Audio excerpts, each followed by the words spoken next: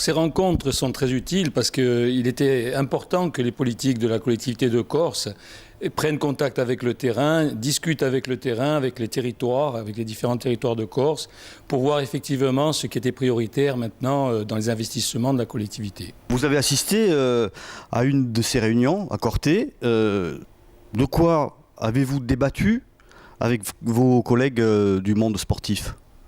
On a essayé de débattre des priorités qu'il fallait donner à l'événementiel, par exemple, ou au soutien, je dirais, à l'activité, à l'initiation et au développement du sport.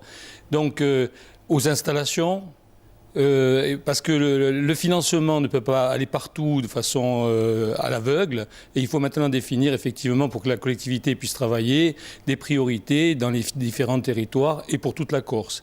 En particulier, l'événementiel, qui effectivement apporte des ressources financières en matière de tourisme sportif, qui donne effectivement une image de la Corse, qui est une image de la Corse mondialisée, par exemple avec le Tour de Corse automobile, mais qui en même temps grève fortement le budget de la collectivité, qui ne peut pas affecter donc ensuite aux installations ou à la pratique quotidienne du sport sur notre territoire. Quelles ont été les remontées du terrain ? Les remontées du terrain, c'est que d'abord le terrain, le terrain revendique effectivement des moyens, parce qu'en particulier en Corse, il y a beaucoup d'installations qui sont vieillissantes et qui ont besoin actuellement d'être rénovées.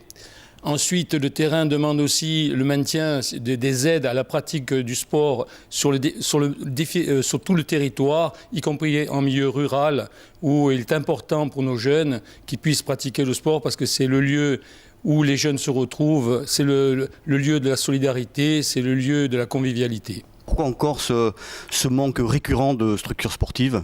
À un moment donné, il n'y a pas eu une politique un peu de vision. Et donc, il y a eu un éparpillement des installations.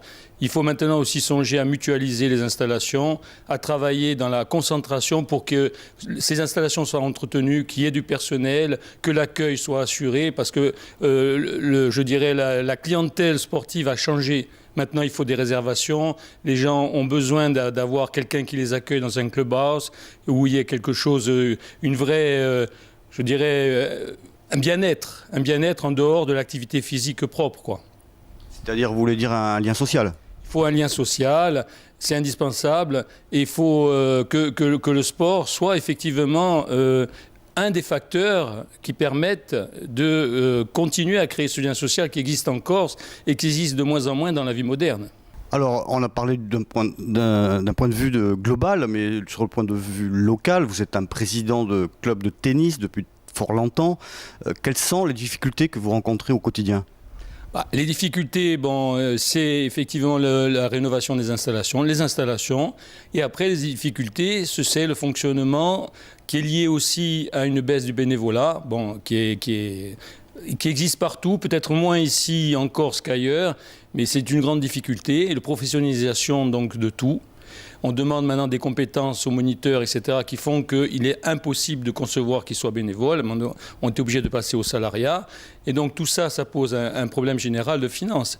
Ce qui fait que les associations sont obligées de plus en plus de faire appel au sponsoring et de faire appel à l'autofinancement grâce à des soirées, des buvettes, la buvette, etc. Le souhait, c'est qu'il y ait une rationalisation des territoires, qu'on puisse définir effectivement clairement les installations existantes, voir comment effectivement on peut les rentabiliser en ayant sur ces installations un accueil qui soit un accueil moderne, avec des réservations, et qu'on puisse ainsi éviter de multiplier les installations à droite et à gauche, qu'on ne pourra plus après entretenir et qui vont finir par se dégrader et devenir des champs de patates.